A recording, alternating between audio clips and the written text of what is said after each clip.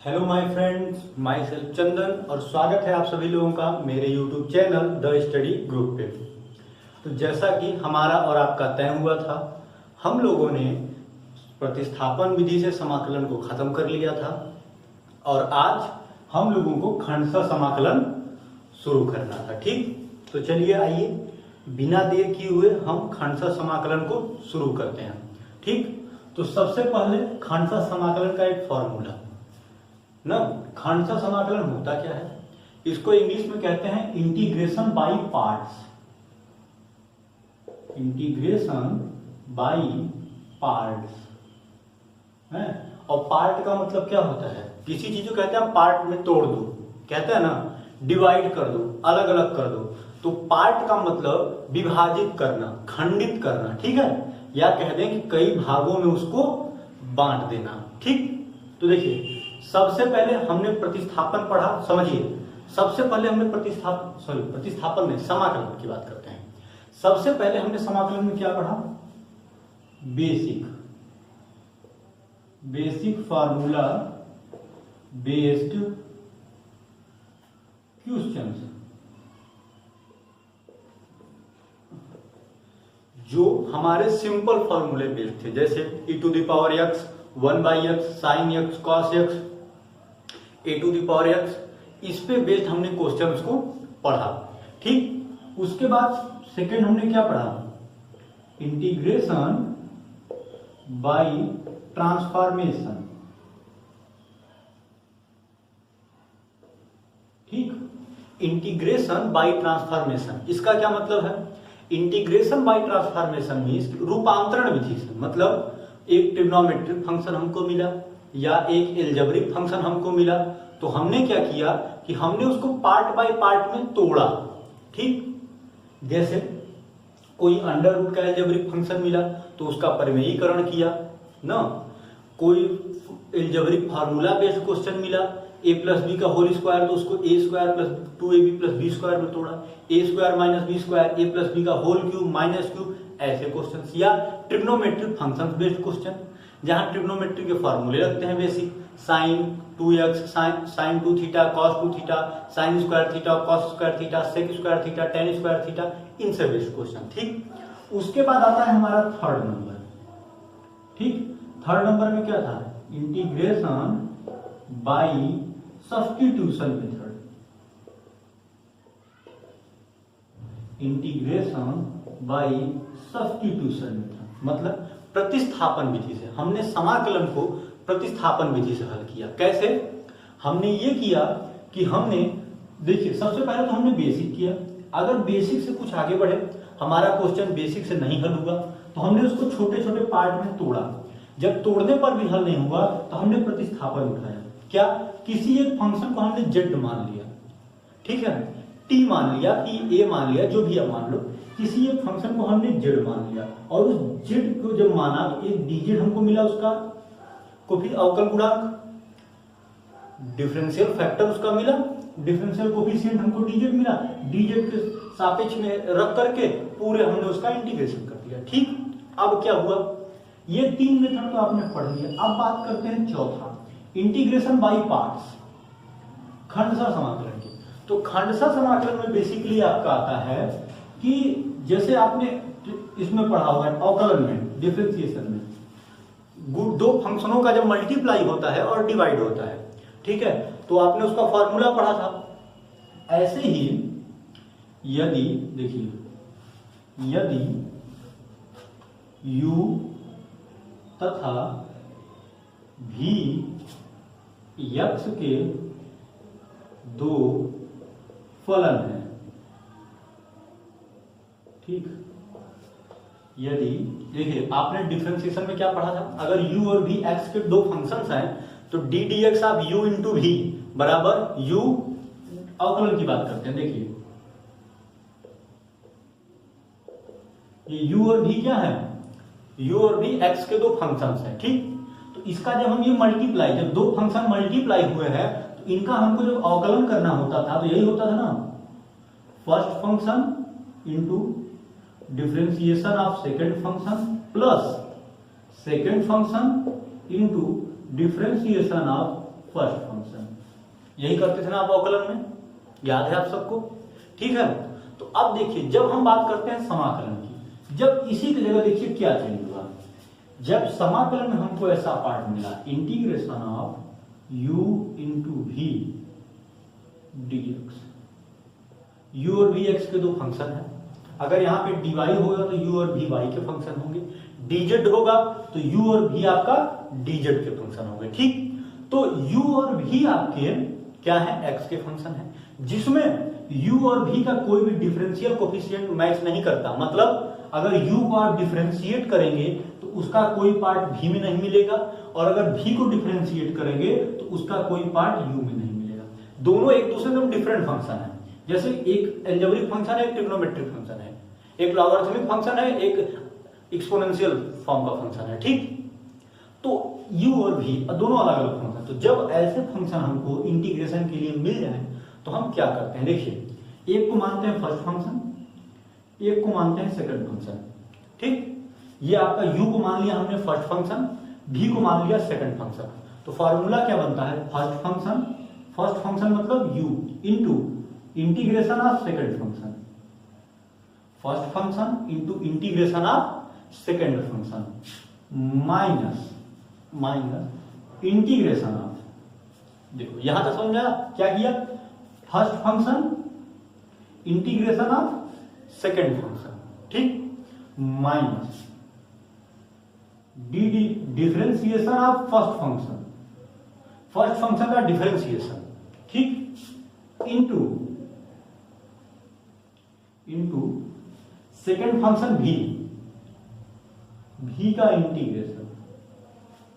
ठीक, देखो ध्यान से सुनना, इसको याद करना ही करना पड़ेगा आपको, हिंदी में भी लिख दूंगा अभी। First function differentiation of second function minus differentiation of first function into integration of second function का होल इंटीग्रेशन। ठीक, अब देखो अगर मैं इसको फर्स्ट और सेकंड को हटा दूं, ठीक है, तो ध्यान से देखिएगा, बहुत इंपॉर्टेंट फॉर्मूला है, एक क्वेश्चन आपसे 5 नंबर का आता ही आता है। आपका जो ये है इंटीग्रेशन, इसकी जान है ये, देखिएगा integration of u into we D x बराबर u into integration of we D x minus differentiation of u into integration of v का इंटीग्रेशन। फिर कंफ्यूजन बढ़ा कि नहीं, कंफ्यूजन आओ दूर करते हैं। देखो u और v दो फंक्शन है, आपको लेना है, करना क्या है, पहला फंक्शन इंटू दूसरे फंक्शन का आपको इंटीग्रेशन कर लेना है। ठीक, ये पार्ट आपका खत्म, u into we D x. ठीक, उसके बाद क्या करना है, इंटीग्रेशन आप पहले फंक्शन का डिफरेंशिएशन करिए, पहले फंक्शन का डिफरेंशिएशन करिए और दूसरे फंक्शन का इंटीग्रेशन करिए, पहले फंक्शन का डिफरेंशिएशन और दूसरे फंक्शन का इंटीग्रेशन का होल इंटीग्रेशन, दोनों को मल्टीप्लाई करके उसका फिर से इंटीग्रेशन कर दीजिए। यही है आपका खंडशः समाकलन। ठीक, कैसे, देखिए अब इसको एक बार मैं ना हिंदी में पूरा स्टेटमेंट लिखता हूं, ये जो मैंने लिखा है इसको एक बार पूरा हिंदी में लिखता हूं, देखिएगा फिर आपको इसको समझ में आएगा। ठीक, देखिएगा एक सेकंड, हाँ देखिए, दो फलनों के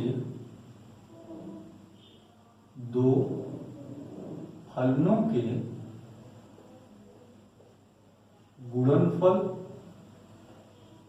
का समाकलन, दो फलनों के गुणनफल का समाकलन बराबर, यहां लगा देते हैं, इक्वल टू पहला फलन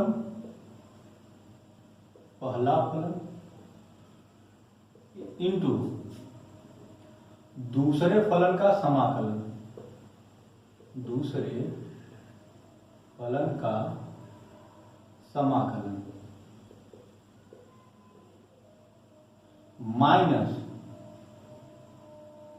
पहले फलन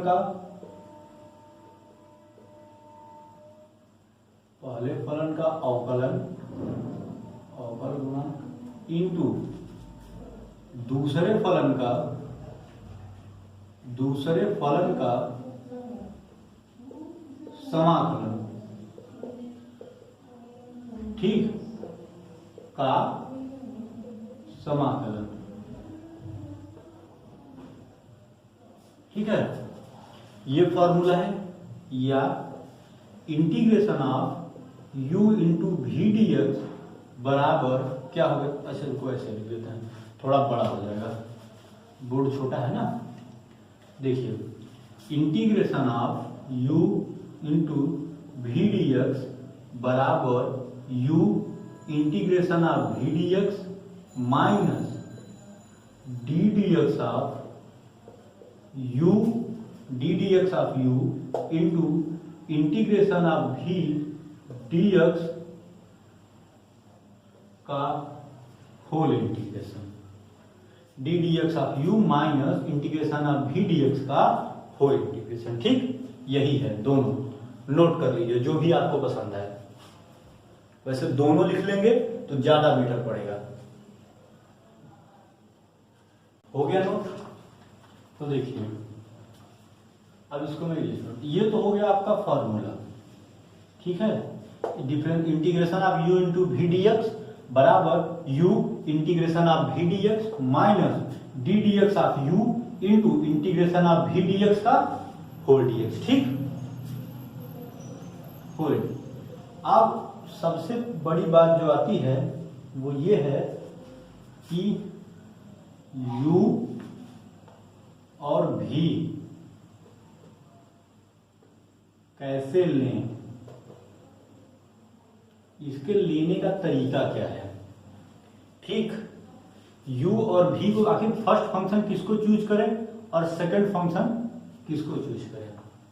प्रॉब्लम क्या है कि u और v का कोई भी अवकलन गुणांक दोनों का मैच तो करता नहीं है कि मिक्स कर ले, अलग अलग फंक्शन हो सकते हैं। तो इसको लेने का तरीका क्या है। ठीक, तो इसको लेने के मैंने 3 तरीके बनाए हैं। देखिए नंबर 1, यदि दोनों फलन भिन्न हैं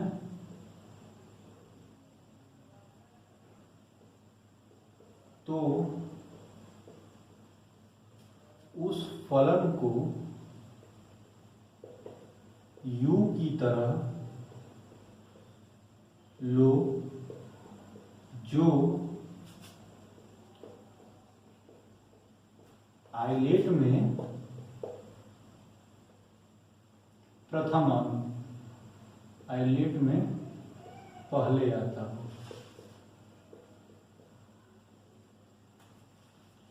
ठीक है, u दोनों फंक्शन अगर डिफरेंट है, मतलब कोई इनवर्स ट्रिग्नोमेट्रिक है, कोई ट्रिग्नोमेट्रिक है, कोई एल्जेब्रिक है, कोई लॉगरिथमिक है, कोई एक्सपोनेंशियल फॉर्म का है।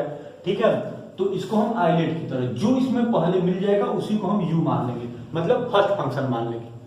अब आइलेट क्या है देख लीजिए, जहां i बराबर प्रतिलोम वृत्तीय फलन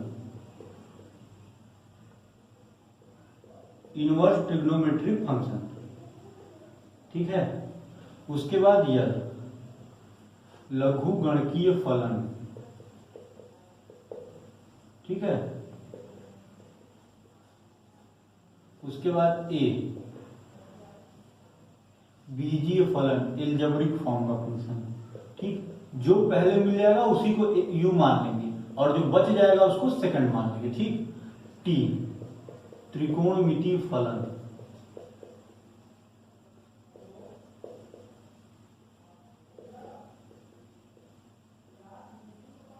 e चर घातांकी फलन एक्सपोनेंशियल फॉर्म का फंक्शन।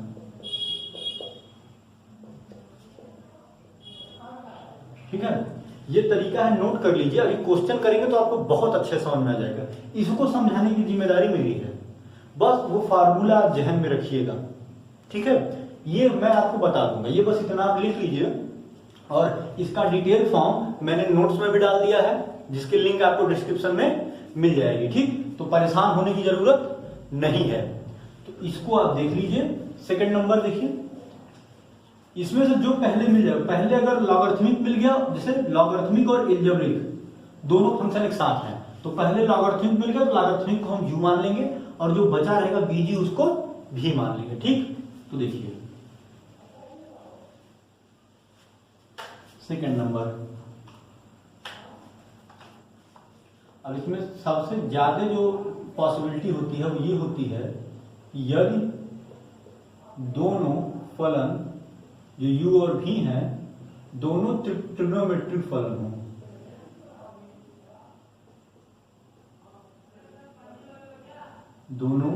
यदि दोनों फलन त्रिकोणमितीय हों तो उस फलन को भी लो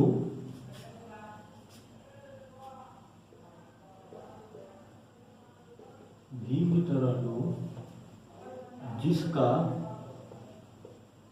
समाकलन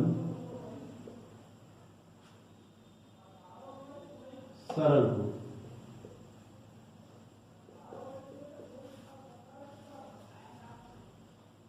एंड थर्ड, यदि दोनों फलन बीजीय हों तो उस फलन को u की तरह लो, उस फलन को u की तरह लो जिसका अवकल गुणांक सरल हो। ध्यान देना, 5 तरह के फंक्शन हमने आपको बताया आइलेट में, समझो। ठीक है, u और v लेने का तरीका है, u मतलब फर्स्ट फंक्शन, v मतलब सेकंड फंक्शन। ठीक, जब दोनों u और v अलग अलग हों, मतलब दोनों एक तरीके के फंक्शन ना हो, न दोनों एल्जेब्रिक हो, न दोनों इनवर्स ट्रिग्नोमेट्रिक हो, न दोनों ट्रिग्नोमेट्रिक हो, न दोनों एक्सपोनेंशियल फॉर्म के हो। ठीक, तो सबसे पहले आप इनवर्स को ले लो, फिर लॉगरिथमिक को ले लो, फिर एल्जेब्रिक, फिर ट्रिग्नोमेट्रिक, फिर एक्सपोनेंशियल फॉर्म। ठीक, अब देखो, अब इसमें पॉसिबिलिटी क्या बनती है, अगर दोनों फंक्शन इनवर्स हो गए तो आप दोनों को जोड़ के एक बना लोगे। अगर दोनों फंक्शन लॉगरिथमिक हो गए, जैसे log m into log m plus log n, log m plus minus log n, तो भी आप दोनों को जोड़ के एक बना लोगे। अगर दोनों एक्सपोनेंशियल फॉर्म के हो गए तो ज्यादातर पॉसिबिलिटी यही है कि आप उनको भी जोड़ के एक फंक्शन बना लोगे। बचते क्या है, ये दोनों, कौन कौन से, एल्जेब्रिक फंक्शन और ट्रिग्नोमेट्रिक फंक्शन। ठीक, तो एल्जेब्रिक और ट्रिग्नोमेट्रिक फंक्शन में पहले हमने इसको लिया। ठीक है, अगर दोनों फंक्शन ट्रिग्नोमेट्रिक फंक्शन हो गए, अगर दोनों फंक्शन ट्रिग्नोमेट्रिक फंक्शन हो गए, त्रिकोणमितीय फलन हो गए, तो सेकंड फंक्शन उसको चूज करना जिसका इंटीग्रेशन सिंपल हो। ठीक, यदि दोनों फंक्शन त्रिकोणमितीय हैं तो आप सेकंड फंक्शन उसको मानेंगे जिसका समाकलन सरल हो। ठीक, एंड लास्ट एल्जेब्रिक फंक्शन, बीजीय फलन। तो सॉरी, हम दोनों फलन यदि बीजीय हो गए, एल्जेब्रिक हो गए, तो हम u उसको लेंगे, मतलब फर्स्ट फंक्शन उसको लेंगे जिसका अवकलन गुणांक सरल हो, जिसका अवकलन करना सिंपल हो। ठीक, और इसके बाद एक छोटी सी बात मैं आपको याद करा करके सीधे क्वेश्चंस की तरफ ले चलता हूं। बहुत अच्छे अच्छे क्वेश्चंस मिलेंगे और एकदम धीरे धीरे हम लोग उनको पढ़ेंगे, हर चीज को समझते हुए। ठीक, देखो, हमने आपसे कहा था, अगर आपको याद होगा टाइप 5 में, कि integration of sec cube x dx या integration of cosec cube x। Cosec x का तो मैंने बता दिया था, सेक x का मैंने कहा था जब पावर विषम हो और एक से बड़ी हो तो खंडसा विधि द्वारा हल करते हैं, अगर आपको याद होगा तो इसको करने के लिए हम क्या करते हैं कि ये तो सिंगल फंक्शन है, तो यहां पे 1 को ऐड कर लेते हैं, 1, और जो 1 को हम लेते हैं, 1 हमेशा सेकंड फंक्शन होता है, इसको याद रखिएगा। किसी भी फंक्शन में अगर हम खंडसा समाकलन कर रहे हैं और वहां पे सिंगल फंक्शन है, जैसे ये एक सिंगल फंक्शन है, तो हमने इसको लिखा 1 into sec cube x dx, या इसको लिखा 1 इंटू कोसेक क्यूब एक्स। जैसे ही हमने इसको लिखा, 1 हमेशा सेकंड फंक्शन होगा, बाकी जो रहेगा वो फर्स्ट हो जाएगा। लेकिन कंपलसरी है इसमें। अगर सिंगल फंक्शन है और आप उसको मल्टीपल में मतलब खंडशः विधि से हल करना चाह रहे हैं बाय पार्ट से, तो जैसे ही आप उसमें 1 का मल्टीप्लाई करेंगे तो ये 1 हमेशा सेकंड फंक्शन होगा, ऑलवेज। इस बात को याद रखिएगा, ठीक। 2 फंक्शन है तो हम चूज कर लेंगे कि किसको फर्स्ट लें किसको सेकंड लें, लेकिन जैसे ही उसमें सिंगल फंक्शन हो और 1 ऐड करने के लिए आता हो तो हमेशा 1 को आप सेकंड फंक्शन मानेंगे। इस बात को दिमाग में घुसेड़ लीजिएगा, याद कर लीजिएगा, रट लीजिएगा, जैसे याद करना हो कर लीजिएगा, क्योंकि अगर आपने इसको सेकंड फंक्शन मान लिया तो फिर आपका बंटाधार हो गया। अब ऐसा क्यों होता है ये मैं आपको डिटेल जरूर दूंगा, लेकिन आज नहीं दूंगा। इसके लिए आप थोड़ा सा डीप नॉलेज का इंतजार करेंगे। जैसे ही आप जो है कि थोड़ा सा डीप नॉलेज हो जाएगा आपको खंडशः समाकलन का, आप समझ जाओगे, और नहीं समझोगे तो हम समझा देंगे, ठीक। तो चलिए आइए देखते हैं। अब हम सीधे सीधे शुरू करते हैं आपका क्वेश्चन, ठीक, खंडशः समाकलन के ना। तो चलिए अब हम शुरू करते हैं आपका क्वेश्चन। तो हमें क्या देखना है, क्वेश्चन को देखना है। तो देखिए खंडशः समाकलन का नंबर 1, I बराबर integration of x into E to the power x dx, ठीक। ये क्वेश्चन मिल गया हमको। सपोज करिए आप एग्जाम रूम में बैठे हैं, ठीक।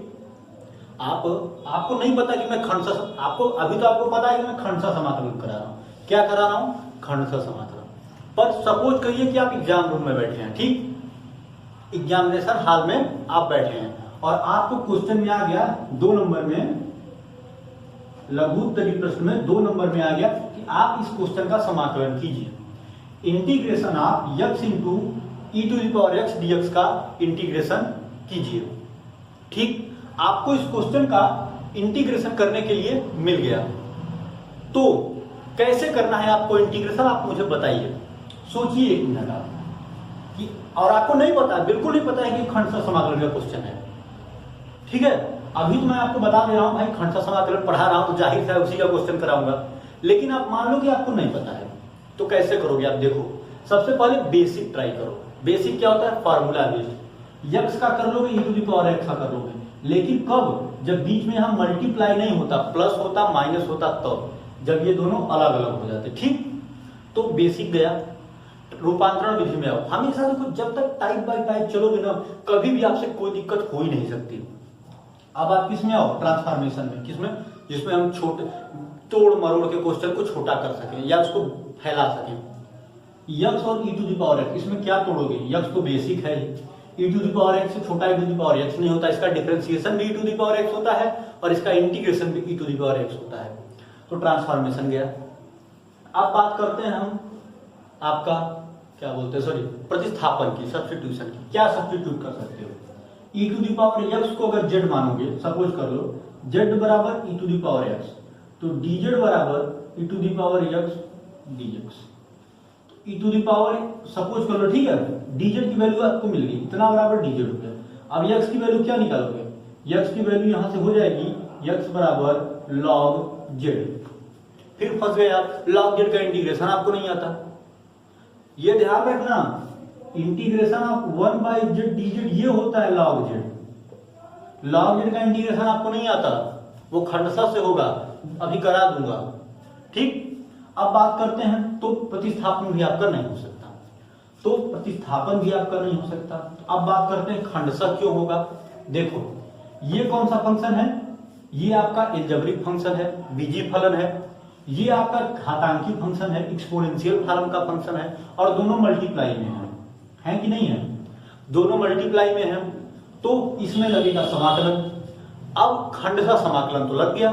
अब बारी आती है कि फर्स्ट फंक्शन किसको माने, सेकंड फंक्शन किसको माने, मतलब u किसको लें और v किसको लें। तो सबसे पहले हम बात करते हैं आइडेंट की। इनवर्स ट्रिग्नोमेट्रिक फंक्शन क्या इसमें है, नहीं है, छोड़ दो इसको। लॉगरिथमिक फंक्शन इसमें है, नहीं है। ये u लेने का मेथड है, ध्यान देना, u निकालते हैं इससे, जो इसमें पहले मिल जाएगा वही फर्स्ट फंक्शन हो जाएगा। ए है इसमें, हाँ है, एल्जेब्रिक फंक्शन यक्स है इसमें, तो यही हो गया आपका सेकंड फर्स्ट फंक्शन, बाकी जो बचा वो हो गया सेकंड फंक्शन, ठीक। अब कोई झंझट ही नहीं है। अब फॉर्मूला देखो, करो इसका integration, integration of x into E to the power x dx बराबर क्या होता है, ये आपका हो गया फर्स्ट फंक्शन। तो सबसे पहला फार्मूला क्या है, first function into integration of second function x into E to the power x dx। इतना तो हो गया ना, first function into integration of second function minus integration of क्या होता है, differentiation of first function. First function क्या है, x है, तो देखो dx ऑफ x, ठीक, differentiation of first function into integration of second function. एकदम ध्यान देना, बिल्कुल टफ नहीं है, 2 क्वेश्चन में रटा दूंगा आपको फॉर्मूला, ठीक है। देखो क्या है, first function integration of second function minus, minus में क्या आया, differentiation of first function into integration of second function का होल डिफरेंशिएशन। ये दो dx देख के घबराना नहीं, कोई दिक्कत नहीं है। देखो इसको हल करते हैं कैसे, यहां से लिखता हूं x e to the power x का डिफरेंशिएशन क्या होता है, e to the power x ही होता है, 2 खत्म, माइनस है, माइनस लगाओ, integration of d dx of x, d dx of x क्या होता है, 1 होता है ना, ये तो आप जानते ही हो, into e to the power x dx, इसका इंटीग्रेशन क्या होता है, e to the power x होता है dx, ठीक। आगे देखो, ये हो गया x e to the power x minus integration of 1 into e to the power x कितना होगा, e to the power x dx। आगे देखो x e to the power x minus e to the power x का differentiation e to the power x plus एक constant of integration c इसमें भी जुड़ेगा, ध्यान देना, ऐसा नहीं है खंड का समाकलन आ गया तो c नहीं जुड़ेगा, ठीक। अब यहां से अगर आप समझ लो कि e to the power x common ले लो, वैसे इतने पे भी छोड़ सकते हो, कोई दिक्कत नहीं है, x minus 1 e to the power x हो गया ना बड़े यार differentiation, integration of x into E to the power x का x minus 1 e to the power x होता है, इंटीग्रेशन हो गया कि नहीं, एकदम सिंपल तरीके से। क्या कोई दिक्कत या कोई लाइन समझ में आई हो, फिर से देख लीजिए एक बार। फर्स्ट फंक्शन आइलेट से लेंगे, फर्स्ट फंक्शन मतलब u, आइलेट से लेंगे, इनवर्स फंक्शन इसमें नहीं है, लॉगरिथमिक फंक्शन इसमें नहीं है, एल्जेब्रिक फंक्शन है, तो ये हो गया आपका फर्स्ट फंक्शन। तो जो बचा सेकंड फंक्शन, आ जाइए फार्मूले, क्या होता है formula, first function into integration of second function, second function का इंटीग्रेशन कर दिए, minus differentiation of first function का डिफरेंशिएशन कर दिए, into integration of second function का इंटीग्रेशन कर दिए, और इन दोनों का मल्टीप्लाई करके इसके इंटीग्रेशन और इसके डिफरेंशिएशन का समाकलन कर दीजिए, का होल इंटीग्रेशन, उसको देखिए x into E to the power x minus x का differentiation 1, e to the power x का integration e to the power x dx, x into E to the power x minus इन दोनों का multiply होगा तो e to the power x आएगा, e to the power x dx upon देखिए x e to the power x, इसका integration minus e to the power x plus c, x minus 1 into E to the power x plus, ये तो e to the power x common ले लिए हैं, ये तो आप जानते ही हैं, ठीक। तो चलिए चलते हैं आपके नेक्स्ट क्वेश्चन में। आई एम श्योर कि आप लोगों को ये क्वेश्चन एकदम 100% समझ में आ गया होगा, और दूसरे क्वेश्चन में खंडसा समाकलन का कॉन्सेप्ट भी क्लियर हो जाएगा। क्या कोई दिक्कत है, और अगर कोई दिक्कत होगी तो तुरंत मुझे कमेंट बॉक्स में बता दीजिएगा, मैं उसको आपका क्लियर कर दूंगा, ठीक। देखिए दूसरा क्वेश्चन देखिए, i बराबर integration of x into sine 3x dx, ये आपका फंक्शन है, क्वेश्चन है, ठीक। अब इतना तो आप समझ गए कि ये एक अलग फंक्शन है, ये एक अलग फंक्शन है। सबसे पहले फंक्शन देख लिया करो, क्या दोनों में कोई मैच है, नहीं है। डिफरेंशिएशन दोनों का क्या होगा, क्या कुछ नहीं होगा। dx का x का डिफरेंशिएशन 1 होगा, कहीं है ही नहीं। साइन 3x का डिफरेंशिएशन cos 3x होगा, कोई फर्क पड़ता है, नहीं पड़ता है, मतलब दोनों अलग अलग हैं। और जब दोनों अलग अलग फंक्शन है तो 100% खंडशा होगा, बाई पार्ट्स इंटीग्रेशन ही लगेगा। तो अब बात कर लेते हैं फर्स्ट फंक्शन। फर्स्ट फंक्शन कौन होगा, u हम किसको लेंगे, इनवर्स फंक्शन है इसमें नहीं है, लॉगरिथमिक फंक्शन है नहीं है, एल्जेब्रिक फंक्शन है हाँ है, तो यही हो गया आपका u। यक्स एल्जेब्रिक फंक्शन ही है ना, तो u यह हो गया आपका u, आगे बढ़ने की जरूरत ही नहीं है, जहां u मिल जाए वहीं से खत्म। तो देखो अब कर दो इंटीग्रेशन, ये हो गया आपका u, ये हो गया v, ये हो गया फर्स्ट फंक्शन, ये हो गया सेकंड फंक्शन, चाहे जो लिखना हो। चलो एक बार फार्मूला लिख के आपको दिखा देते हैं, integration of u into we D x बराबर u integration of we D x minus integration of d D x of u into integration of we D x का होल इंटीग्रेशन, ये आपका फॉर्मूला है। अब सेम को हम इस फॉर्मूले पे लगाएंगे, integration of x sine 3x dx बराबर, देखो u की जगह पे क्या है, ये आपका u है, ये आपका v है। ये u कैसे है, आइलेट से है, ये हमने आपको बता दिया। अब इसका इंटीग्रेशन देखो, u की जगह क्या है x integration of sine 3x dx minus integration of d D x of x into sine 3x का डिफरेंशिएशन का होल डिफरेंशिएशन। अब देखो मैं यहां से लिखता हूं, थोड़ा बड़ा जाएगा, इसको यहां से लिखता हूं, ठीक। देखो x साइन 3x का क्या होता है माइनस कॉस 3x डिफरेंशिएशन। अब देखो कॉस x की जगह क्या है 3x है ना, तो उसके कोफिशिएंट से डिवाइड करते हैं, याद होगा आपको प्रतिस्थापन में, minus integration of d D x of x है, एक्स का क्या होता है 1 इंटू साइन 3x का माइनस कॉस 3x, और एक्स का कोफिशिएंट कितना है 3 से डिवाइड dx ना। अब देखो ये क्या हो गया minus x cos 3x upon 3, ठीक, माइनस देखो ये माइनस 1/3 है ना, बाहर लाओगे माइनस माइनस प्लस 3, क्या बचेगा कॉस 3x dx, यही मिलेगा, मिलेगा नहीं मिलेगा। अब आगे देखो minus x cos 3x/3 plus 1/3, cos 3x का इंटीग्रेशन क्या होगा साइन 3x, और 3 कोफिशिएंट है ना, तो इसे डिवाइड हो जाएगा प्लस c, हो गया। अब एक लाइन और लिखना है, यहां ऊपर लिख देता हूं, घबराइए नहीं, कुछ आपका जाएगा नहीं, ठीक। तो देखिए क्या हो गया आपका minus x cos 3x/3 plus 3 जा 9 साइन 3x/9 प्लस, ठीक। कोई प्रॉब्लम, आई थिंक कोई प्रॉब्लम नहीं है। यक्स first function second function, first function integration of second function minus differentiation of first function into integration of second function का whole integration.